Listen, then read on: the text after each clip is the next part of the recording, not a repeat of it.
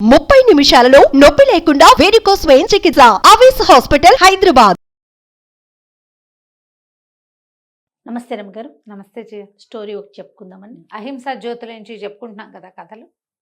శుద్ధోధనుడు మహారాజుకి అమితోధనుడు అని ఒక తమ్ముడు ఉండేవాడట. ఆయనకి 3 పిల్లలు. మహానముడు, అనిరుద్ధుడు, రోహిణి.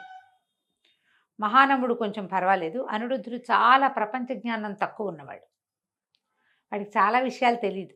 అతను 7 ఏళ్ల వాడుగా ఉన్నప్పుడు స్నేహితులతోటి ఏదో ఆట పోటీలు పెట్టుకున్నాడట. పెట్టుకుంటే ఎవరు ఓడిపోతే వాళ్ళు బియ్యపు రొట్టె ఇవ్వాలి రెండో వాళ్ళకి.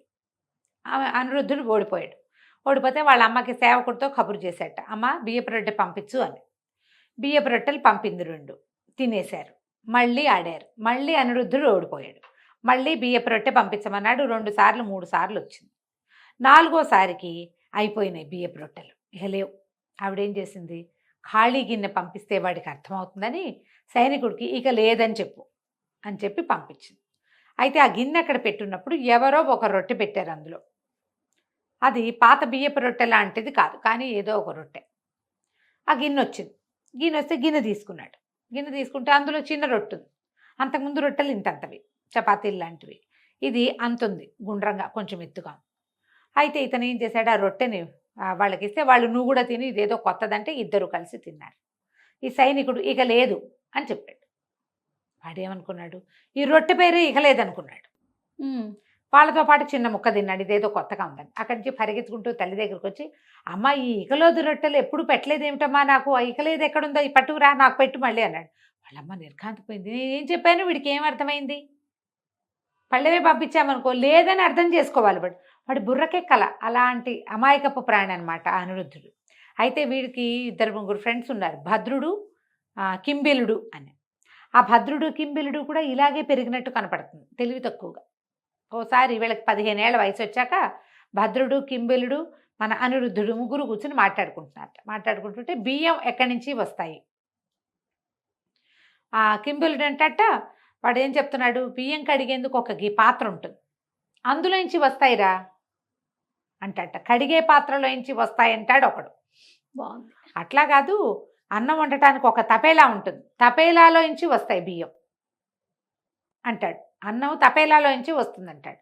మన అనిరుద్ధుడు అంటాడు, అనిరుద్ధుడు రోజు బంగారపళ్ళెంలో అన్నం తింటాడు, అన్నం బంగారపళ్ళెంలోనే పుడుతుందంటాడు. పోనీ, అంత తెలివి అనమాట వాళ్ళకి. అయితే సరిగ్గా అదే కాలంలో ఏమైందట, బుద్ధుడు శాక్య వంశాల నుంచి ఒక్కొక్క కుటుంబం నుంచి ఒక్కొక్క కుర్రవాణ్ణి నా దగ్గరికి పంపమని కబురు చేశాడు. బుద్ధిజం కోసం సన్యాసుల్ని చేయటానికి కుటుంబానికి ఒకరిని చొప్పున. ఇప్పుడు ఈ అమితోధనుడి కుటుంబంలో 3 ఉన్నారు.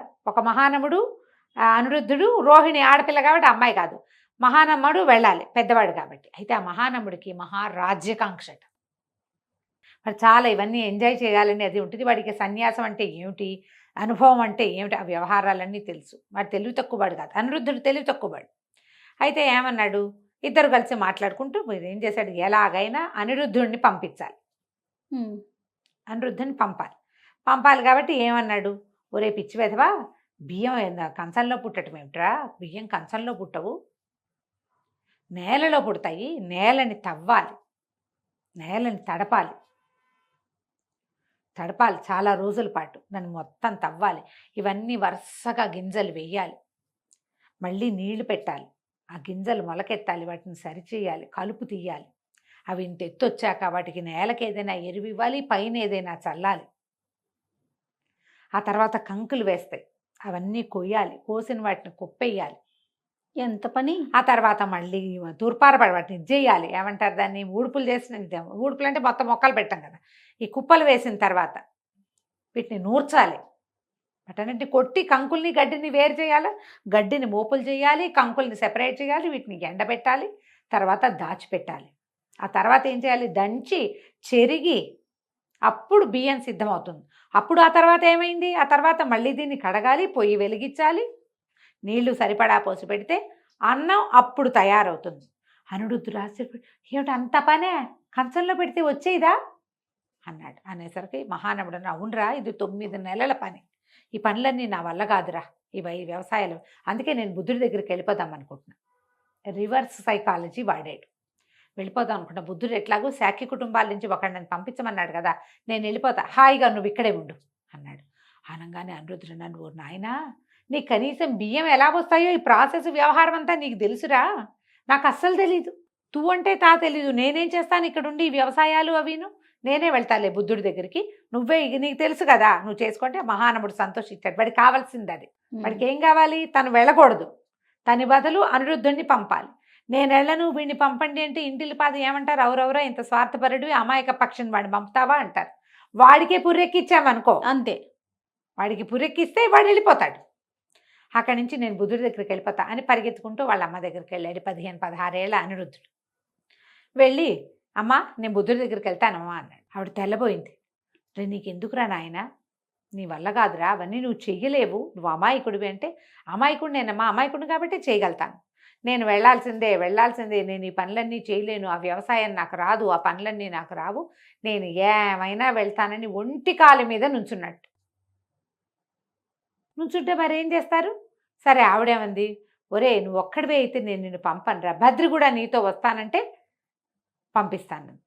భద్రి అప్పటికి, ఇది మహానవుడు మనవాడు అనిరుద్ధుడు రెండోవాడు కదా, భద్రికి కొంచెం రాచరికప్ప పనులలో పెట్టాడు వాళ్ళ నాన్న. వాడు కొన్ని లెక్కలు చుట్టాలు అవి చేసేవాడు. వీడంతే వెర్రి అప్పడం కాదు, వాడు కొంచెం బెటరు, రాచరికప్ప పనులలో ఉన్నాడు. వాడికి కొన్ని కోశాగార పనులు అవి అప్పచెప్పారు. మన అనిరుద్ధుడు పరిగెత్తుకుంటూ భద్రుడి దగ్గరికి వెళ్ళాడు.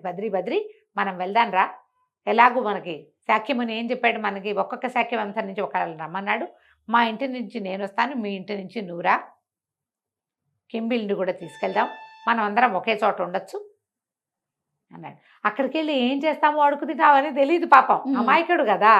అనేసరికల్లా భద్రుడు తెల్లబడి, ఒరే ఇంకా మనం చిన్నవాళ్ళం రా, మనం చాలా అనుభవించాలి, మనకి ఇంకా చిన్నతనం, మా అన్నయ్య వాళ్ళంతా బ్రహ్మాండంగా ఎంజాయ్ చేస్తున్నారు, మనం కూడా చెయ్యొచ్చు, ఇప్పుడే వెళ్ళటం ఎందుకురా అంటే ఒప్పుకోలే ఈ అనిరుద్ధుడు. పట్టిన పట్టు విడవల. ఒక 7 సంవత్సరాలు ఆగుదామన్నట్టు భద్రుడు. 7 ఏళ్ళు ఆగుదాం, 7 సంవత్సరాల తర్వాత అప్పుడు పుచ్చుకుందాం సన్యాసం అన్న. ఒప్పుకోలే. ఇతను పిండిచ్చి మొత్తానికి గిల్లి ఎలాగోలాగా 7 రోజుల వ్యవధి మాత్రం ఇచ్చాడు. 7 డేస్ తర్వాత మనం వెళ్ళిపోవాలి వనానికి. అదేం వనంలో ఉండేవాడు అప్పుడు, కౌశాంబికి వెళ్ళటమో ఏదో చెప్పేవాడు, అక్కడికి వెళ్ళాలి. అక్కడి నుంచి వీళ్ళు ఒక సమూహం బయలుదేరారు. కుర్రవాళ్ళు కుటుంబం నుంచి ఒక్కొక్కరిని పంపమన్నాడుగా, ఒక 6-7 కుర్రాళ్ళు తయారయ్యారు. అక్కడి నుంచి వీళ్ళు కొంతమంది రాజకుమారులు 15-16 ఏళ్ల వయసున్న వాళ్ళే. ఈవిడికేమో ఒప్పుకున్నాడు తల్లి, ఒప్పుకుంది కదా మన అనిరుద్ధుడు తల్లి ఏమో ఒప్పుకుంది. భద్రేమో తన స్నేహితుడు వెళ్తున్నాడు కాబట్టి తను కూడా వస్తానని ఒప్పుకున్నాడు. ఇట్లా మెల్లిగా 6-7 మగపిల్లలు చేరారు. ఆ కింబిలుడు వీళ్ళ స్నేహితుడు, తర్వాత యశోధర అన్న సుప్రబుద్ధుడు ఆయన పేరు, ఆయనకు కొడుకున్నాడు అతను. ఇట్లా ఒక 6-7 మంది కుర్రాళ్ళు మేము వినోదం కోసం ఎక్కడికో వెళ్తున్నామని ఇళ్లలో చెప్పి, సన్యాసం పుచ్చుకుంటామంటే పెద్దవాళ్ళు ఒప్పుకుంటారా? అదే కదా, ఒప్పుకోరు. కామ్గా వెళ్ళారు. వీళ్ళతో పాటు ఉపాలి అనే ఒక చాకలి వాడిని తీసుకెళ్లారు తమతో పాటు తోడుగా. వీళ్ళందరూ ఒక ఊరు వెళ్ళారు. ఆ ఊళ్ళో మాట్లాడుకున్నాక ఏం చేశారు, తమ నగలు నాణ్యాలు అన్నీ తీసి, ఒరే ఉపాలి నువ్వు ఈ నగ నాణ్యం అన్నీ పుచ్చుకుని పో, మేమేమో ఇక్కడి నుంచి అక్కడికి వెళ్ళిపోతాము, శాక్యవనానికి వెళ్ళిపోతాము, మేము సన్యాసం పుచ్చుకుంటామన్నారు. అనేసరికి వాడు నిర్ఘాంతపోయాడు. ఏమిటి 16-17 ఏళ్ల పిల్లలు వీళ్ళందరూ ఇట సన్యాసం పుచ్చుకుంటాము, నీ నగలు పుచ్చుకుని నేను వెళ్తే శాక్యులు నన్ను ప్రాణాలతో బతకనివ్వరు, పైగా చిన్నపిల్లలు వీళ్ళే సన్యాసం పుచ్చుకుంటుంటే నేనెందుకు సన్యాసం పుచ్చుకోకూడదు అని ఒక పూటంతా ఆలోచించుకుని, నేను వెళ్ళండి వెనక్కి, నేను కూడా మీతో పాటే సన్యాసం పుచ్చుకుంటాను, ఈ నగలన్నీ ఇక్కడే బారేద్దాం, మనకొద్దు, మనం సన్యాసం పుచ్చుకునేటప్పుడు నగలు జాగ్రత్త ఇంకెందుకు అదే కదా అనేసరికి, సరే ఉపాలిని కూడా సన్యాసం పుచ్చుకుంటానన్నాడుగా, సరేనని ఆ నగలు అక్కడ ఎవరికో ఆ ఊళ్ళో వాళ్ళు మొదట వెళ్ళారుగా, ఒక చిన్న ఊరు, ఆ చిన్న ఊళ్ళో ఉన్న వాళ్ళు ఎవరికో అప్పచెప్పేసి గ్రామాధికారికి మేము అప్పచెప్పామని చెప్పమని అక్కడి నుంచి వెళ్ళిపోయారు. జేతవనానికి వెళ్ళారు, శాక్యవనం కాదు జేతవనం. అది జేతవనానికి వెళ్తే, సరే వీళ్ళ బుద్ధుడు తమ వంశాల వాళ్ళు వీళ్ళంతా శాక్యులే కదా, వాళ్ళందరినీ పేరున అందరూ ఎవరెవరు ఏంటో కనుక్కున్నాక చాకలి కూడా సన్యాసం పుచ్చుకుంటామంటే సరే వీళ్ళందరినీ లైన్లో నుంచోబెట్టారు. కాసేపు ఏవో మాట్లాడాక ఈ శాక్య రాజకుమారులు చెప్పారు, మేము ఎంత కాదన్నా రాజకుమారులు, ఈ రాచరికపు అహం పోదు, ముందు మీరు ఉపాలికి సన్యాసం ఇవ్వండి. ఇప్పుడు వాడు ఎవరు, చాకలంటే తమ కింద పని చేసేవాడు, వీళ్ళకి పక్కలు ఎత్తటము, పక్కలు వేయటము, స్నానానికి నీళ్లు తోడటము, ఆ పనులు చేసేవాడు వాడు. ఇప్పుడు వాడు ఒకసారి అతను సన్యాసం పుచ్చుకున్నాక అతనికి మేము నమస్కరించామంటే మా అహం అదే పోతుంది. ముందు ఉపాలికి ఇస్తే తర్వాత మేము సన్యాసం పుచ్చుకుంటామంటే ముందు ఉపాలినే బౌద్ధ భిక్షువుని చేశారు. అతనికి తలొంచి నమస్కారం చేసేసరికల్లా రాచరికపు ధోరణి వీళ్ళల్లో తగ్గిపోయింది. ఈ 6 రాకుమారులు సన్యసించారు. వీళ్ళల్లో ఆనందుడు అనేవాడు ఒకడు. ఆనందుడు తర్వాత బుద్ధుడితోటే ఉన్నాడు. ఎవరైనా ఒకరు తనకి ప్రత్యేకంగా సేవకి కావాలని ఆయన అనుకున్నాడట, తన వెనకాల ఉండటానికి, తనకు సహాయంగా ఉండటానికి.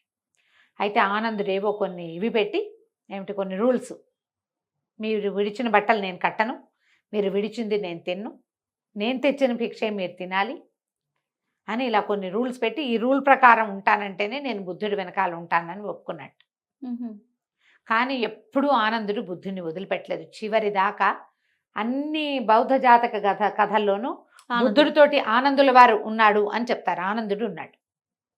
అన్ని రూల్స్ పెట్టి అదేదో ఉద్యోగంలాగా స్వీకరించిన ఆనందుడు తర్వాత పరమ భక్తి శ్రద్ధలతోటి బుద్ధుడిని సేవించాడు. చివరిదాకా ప్రతి జాతక కథలోనూ బుద్ధుడి వెనకాల ఆనందుడి క్యారెక్టర్ మనకి కనపడుతూ ఉంటుంది అన్నమాట. ఈ కుర్రాళ్ళు అనిరుద్ధుడు వాళ్ళంతా కూడా సన్యాసులైపోయారు. అహింసా జ్యోతి ఎంత ఇంట్రెస్టింగ్గా ఉన్నాయి చూడు. మంచి మంచి కథలు ఉన్నాయి జయ. ఇవి చాలా పెద్ద పెద్ద గాథలు కాదు. విశాఖ కథే చాలా పెద్దది అన్నిటికంటే. కానీ మనం అది చెప్పుకున్నాం. అవునవును, చెప్పేసుకున్నాం కదా. అది కూడా మళ్ళీ ఇంకొకసారి చెప్దాం. అంటే ఇందులో ఉన్న వివరం వేరు, ఆ వివరం బేసిక్ కథ విశాఖ కథ అదే, వివరం బాగుంటుంది. తప్పకుండా మళ్ళీ చెప్తాం ఇంకొకసారి. నమస్తే. నమస్తే జయ. సుమన్ టీవీలో మీ పర్సనల్ అండ్ బిజినెస్ ప్రమోషన్స్ కోసం కింది నెంబర్కి కాంటాక్ట్ చేయండి.